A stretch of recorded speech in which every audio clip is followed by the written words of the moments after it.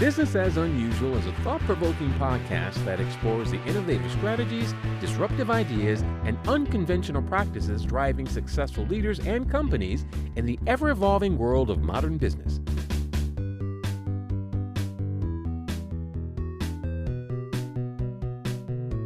Subscribe, comment, and share for weekly inspiration with our host, Aicila. Hello, today I'm joined by Sebastian Hidalgo, a Venezuelan-born entrepreneur raised in Italy who blends the art of sales with tactics straight out of hostage negotiation and psychological operations. Sebastian pioneered his own SWAT sales system, an author, consultant, and co-founder of Durandal and Bod Care. He's here to show us how unconventional strategies can turn ordinary deals into extraordinary wins. Welcome to the show, Sebastian. Thank you for having me. Such a pleasure to be here. Super grateful that we got connected. How's your day going? Honestly, it's been kind of stressful, and I was really looking forward to this chat. Gets me out of my own head when I get to talk to people. So it's relaxing for me too. I spend most of the day in calls and the first half of the day writing. So it's good to be here and get a moment to settle and just, have a conversation. Yeah. Well, and so right before we recorded, Sebastian had sent me a couple articles, and I will say that one of the things that's really intriguing to me about what you're doing is you're doing effective sales, but not manipulation. Like that was a big part of what I talked about, influence over strong arm tactics. And I would love to hear a little bit more about how you developed that. Because mostly I think when we think of sales, we think of people tricking us. Well, we could tackle this conversation from dozens of different angles. I think my favorite one is that sales is, to me, an act of service. I see it as a service profession. So yes, we have this reputation in the sales world, like the used car salesman. We have all of these things that paint salespeople as the bad guy, as the bad people, when in reality, salespeople are the one category of people that move the world economy. If there were not salespeople, things wouldn't get sold and, stock wouldn't go up or down. You couldn't have anything to trade, anything to buy, anything to eat. Sales is the lifeblood of any economy. However, I do understand where people come from. Salespeople have become famous for and notorious for strong arming you into trying to make a buying decision. And all of this comes from a bunch of bad players that actually don't know anything about sales. And it comes from a time where society was different, where the line between what was good and what wasn't, what was ethical and unethical was very blurry. Now that we have a clearer idea on what's ethical and what is not, and that, I think people learned a lot to listen and trust their own experience, and also to listen to be more attuned to energy. I call it commission breath. We smell when somebody has commission breath. We smell when somebody wants to get something out of us. We smell when somebody wants to get something out of us. So I call that commission breath. And the way you defeat that is not by just doing more of what we've been doing this past 30 years of selling, is by introducing something new, which is what I did. And, we touch on the topic of influence. I think, yes, what I do can totally be used for manipulation and for pressure. It is, I cannot control who uses it for that. But as of right now, I don't think any of my students has been using it for the wrong reasons or to achieve things that they shouldn't be doing. How do you see that as, this is a big topic right now, is there's a lot of AI slop, and there's definitely a lot of that moving into sales and marketing.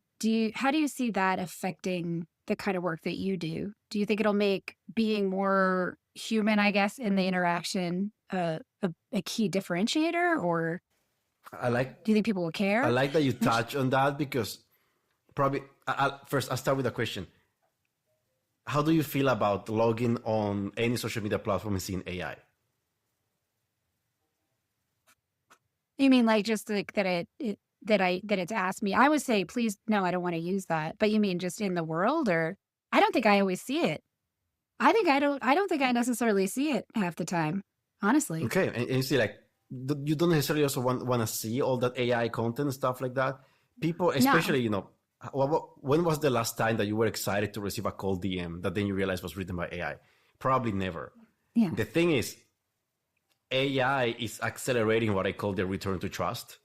And the return to trust is people simply going back to the old school rubbing elbows and shaking hands. And I want to see you in person, and I want to see you in a video call. And they want to make sure that you're trustworthy, that you're a real person, that you're not an AI. Because as much as, the proponents of cold outreach will tell you that, this creates predictable revenue. Yes, it does, but it attracts the lowest common denominator of clients. And it also burns a bunch of bridges, because if you reach out to me and you keep following up with AI and I see you in my inbox every second week, eventually I'll remember you and I realize, okay, that's the company that's using AI that's bothering me. And if I see a friend of mine who's about to buy from you, I'll tell them, don't buy from them. Why? Because they keep spamming with AI. These are not good people. This is not a good company. And this is controversial. Salespeople don't like it. But reality is AI is making the human component more important, while at the same time, I believe there is a role for AI in sales. And that role is probably more in the realm of sales coaching, helping support what you learn in a sales training. That's where I see AI become more important. Yeah. I think it's like, and it's a rabbit hole, but side quest, I guess, which is that it's like a computer. It's like a computer or calculator. It has a function and it's a tool, but it's not going to replace the need to understand how to do the job or to think strategically. I mean, if it is, it's going to be a long time from now. That's for sure. Agree. I mean, I think sales is going to be conducted by humans for as long as humans are involved in the sales process. I don't think you can take the human out of the process, because sales is problem solving. Sales is diagnosing a pain and providing a solution to that pain. So as long as humans are involved in the sales process, there will be no need for AI to overtake completely, and it will just not happen. Now, if robots start selling to each other, we have a different conversation. Right. But that's just a little bit what's happening right now. Robots have to prove to robots that they're not a robot. It's the little CAPTCHA thing. Kind of hilarious. So one of the challenges that you said you see is that selling in competitive markets is hard, where you have to stand out, but customer budgets can be tight. And that one of the things that you do is you take technical experts or people that are not traditionally sales focused, like founders who are very passionate about their idea, but maybe feel a little uncomfortable with sales, and you help them become great sellers. Can you talk a little bit about that? The beauty of non-sellers that are in business is that they have no bad habits ingrained into them by years of practice, of years of influences from different teams or different leaders. So they are some of my favorite case studies, because I've noticed that when I apply SWAT to them, they tend to follow it really accurately. And not only that, they tend to grasp more the concept of empathy used in sales as a way to diagnose a problem. And these people tend to be very good at conversation, right? They are highly skilled. They are very qualified. Their only problem is they feel gross asking for money in exchange for their expertise. Of course, there are layers here. There are self-esteem issues. There are issues with how they view money. There are issues with their self-worth. However, it seems like SWAT has been able to overcome that for them by giving them a structured process to just, hey, this is my value. I diagnosed you. Here's how we could work together. Let's work together. So it doesn't become a thing about, let's ask you for money for this thing I want to do for you. It's not a money extraction. Yeah. For my students, it becomes more about feeling confidently capable of taking somebody from stranger to somebody that trusts you and then closing the deal. And this happens all over trust building, concentrated in a short period of time, which is 1, 2, or 3 sales calls. Let me know if that answers the question. No, I thought it did. Well, and it's interesting. I had a woman on the show last year who talked about, she really wants, if she could get rid of one phrase, it would be charge what you're worth, because it equates your value with your identity. And I feel like, talking about that, I think a lot of founders especially really do equate their value with what they're providing. And so separating that and selling the product or the process or the transformation as opposed to them probably is really helpful. Yes. And, people struggle with that. charging what you're worth is something I keep telling my clients, but it's at some point you need some separation. Even if you, as bad as it is to say, even if you yourself have problems with your self-esteem, it should be completely separate from who you are as a professional and the value you provide to the market. Those are two different things, and people can overcome that. It just becomes a matter of framing to yourself the fact that you, the professional, is a different person from you, the person in your personal life. And charging, the other issue is people are so used to trading time for money that they don't realize that at some point you are not selling your time anymore. You're selling the return on investment that person is buying. So if I make you $1 million, is it feasible for me to ask you for 100,000? Most likely, yes. Is it feasible for me to ask you for 200,000? Most likely, yes. That's still a 5x ROI. So if you frame the value of what you sell in terms of the return that they get, it becomes much easier to charge the proper price. Right. That's really helpful. Do you ever break that down with your client? Like talk to them about how to position what the price they have, or is that something they usually have done on their own? I talk to them about it. Me being a consultant, the whole positioning thing is a conversation that keeps popping up. So I do talk to them about it. Even my pure sales students, they still get a lot of recommendations on how to price, how to say the price correctly, in which order to say the price if you have a price range. All these little details that in the end compound into you closing the deal. Mm. Do you have a story or a short case study, something that can kind of illustrate how this would work so people can understand that a little more? Which part of the process? I don't know, what do you think is the most the sales as service, or where you've seen the most transformation or the most success? Just something that could give people some sense of, oh, that's what you're talking about. Okay. So 2 things. One more theoretical, the second one more tactical. The theoretical one is that I am a firm believer in the fact that you have an ethical obligation to sell.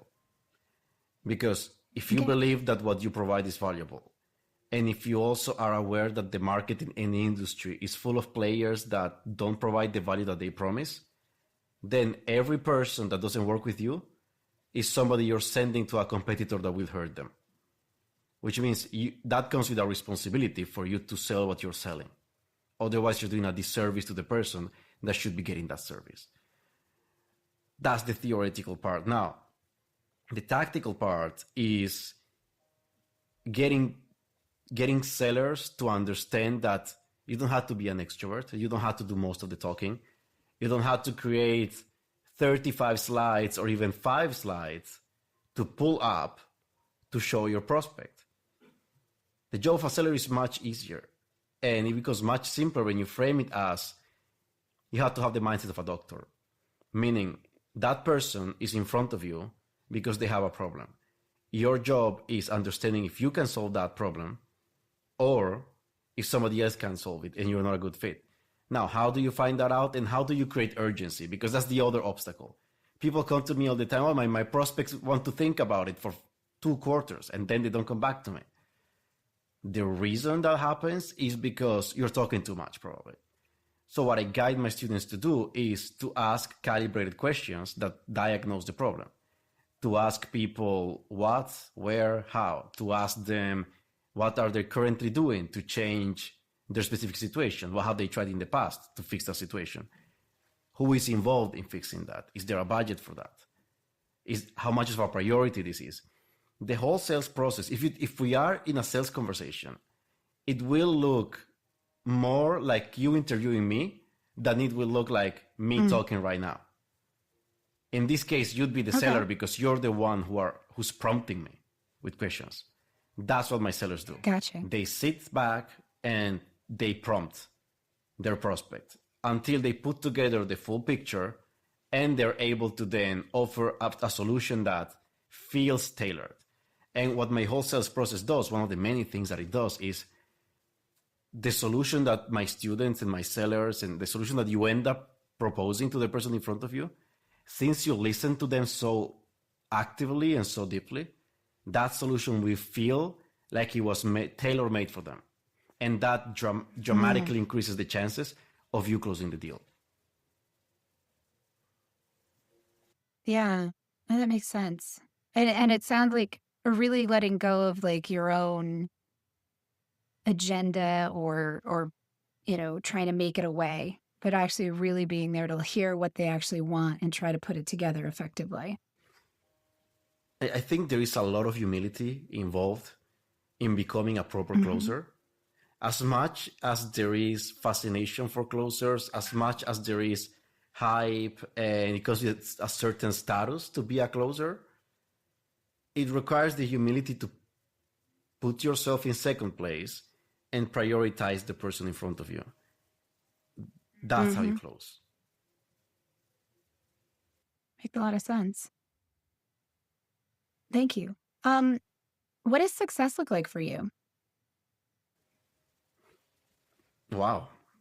I wasn't expecting that one. Success for me, I would say success is, first of all, is being able to execute to the fullest on my God-given purpose, which I believe we all have the same purpose, which is to please God and to serve people. So if I am able to be of service to others, I am fulfilling my purpose. And the second layer that is of utmost priority for me is being able to provide for the people I love. And that's how I define success. That's beautiful. Thank you.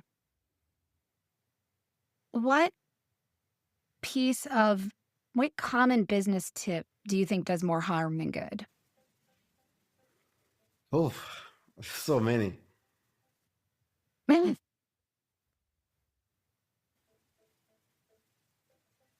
I'm thinking because in the last month I've attended so many events where I saw people talking on stage, people who are supposed to know what they're talking about, and they were rehashing playbooks from 12, 15 years ago. I think something that does a lot of harm is telling people that they have to do, this is not sales related, but telling people that they have to be productive, meaning that you always have to find something to do to be successful in business. When in reality, there is a stage in business when you're starting out with, yes, you will maximize productivity because you will be alone or you will be a small team. When in reality, when your business starts picking up steam, you become an absolute obstacle to it.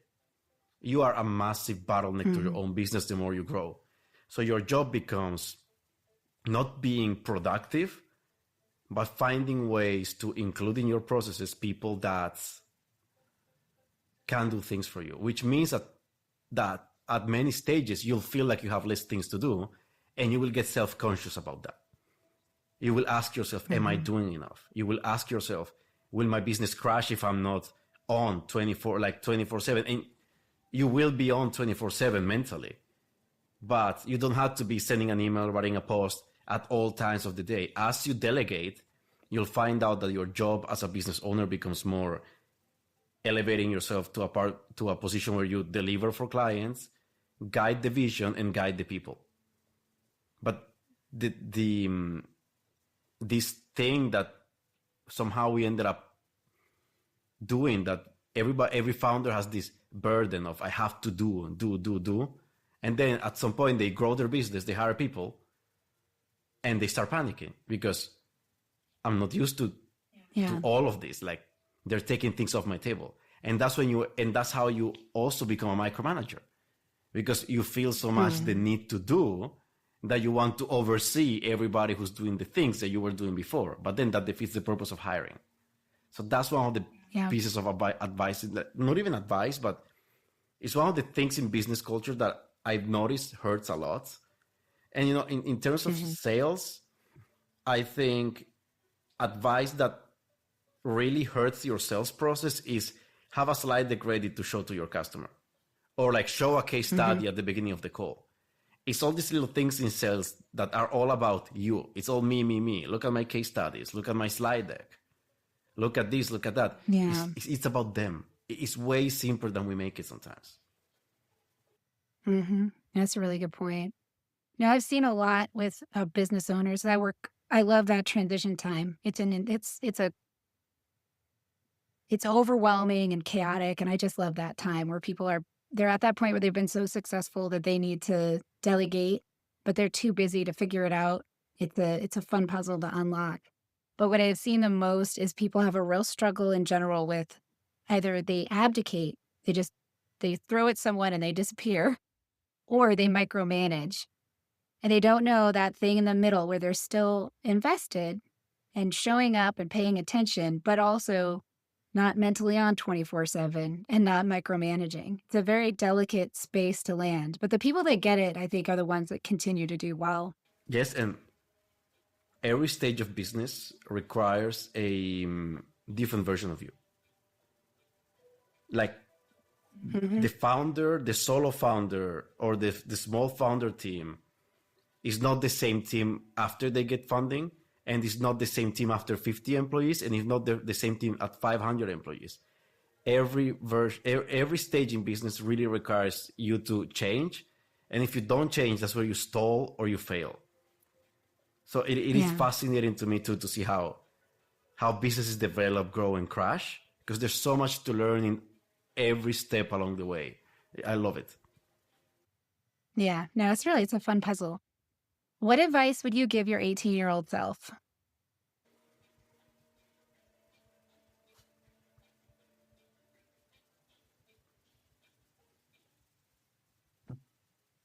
Don't underestimate your knowledge. I think the SWAT sales method, I'm a big believer that everything happens for a reason. But the advice I would give my 18-year-old self is don't underestimate your knowledge, because the SWOT sales method is something I could have come up with probably 5 years earlier, right? But I made the mistake of putting my knowledge in silos. What I learned in hostage negotiation training was in one silo. What I learned in university was in another silo. All the psychology studies that I did in my free time, just because I love the human brain, that was in another silo. And so at some point I had all these experiences, but there was nothing connecting them. It was when I took PsyOps training that, and I talk about it in my book. I took PsyOps training, and towards the end, there was a moment in the classroom where the trainer said something, and I completely phased out. And I connected all these dots, and I was like, "Oh wow! I've been holding myself back for so many years, just because I never realized that all the knowledge that I've accumulated could actually benefit me and others." Right. That makes sense. Oh, what's something you're excited about in your business? Many things. The business is young. It's been growing fast. I'm excited about the book I'm writing to establish the sales methodology. I'm excited about next year. We are growing more and more in the defense tech industry, which is an environment that I've come to love. I'm excited because I've always wanted to move to the United States, and probably business is getting me there, and that's where all the signs are pointing in that direction. So there's a lot to look forward to next year that I'm really grateful and excited for.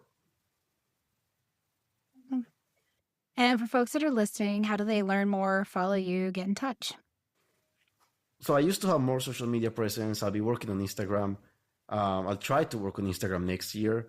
But if you want to connect with me, probably LinkedIn is the best place. Okay. I know, not fancy, maybe a bit boring. If you don't use LinkedIn, you can send me an email at sebastian@durindal.com. And yes, those are the two platforms where you mainly find me. Wonderful. Well, thank you so much for your time today. I really appreciate it. Thank you for your time. I really appreciate this interview. And yes, thanks. It was a pleasure to be here. Thank you for tuning in to Business as Unusual. Remember, in this ever-evolving world of modern business, it's not about fitting in, it's about standing out. See you next time. Stay curious, stay innovative, and always keep it unusual. I hope you enjoy the show. I love making it. If you did enjoy it, consider hopping over to the review portion of the platform you listen on and letting other people know about it. Or share the episode or the entire show with a friend or subscribe to the show. Definitely reach out, get on my newsletter, follow me on social media, and let me know what you like, what you don't like, and what you'd like to see in the future. Well, we love our guests. Appearance on the Business as Unusual podcast or any Bicurean consulting production is for information purposes only and is not to be considered an endorsement of their business practices, or character. Please properly vet anyone you find through this podcast and generally before you do any business with them. Thank you for listening.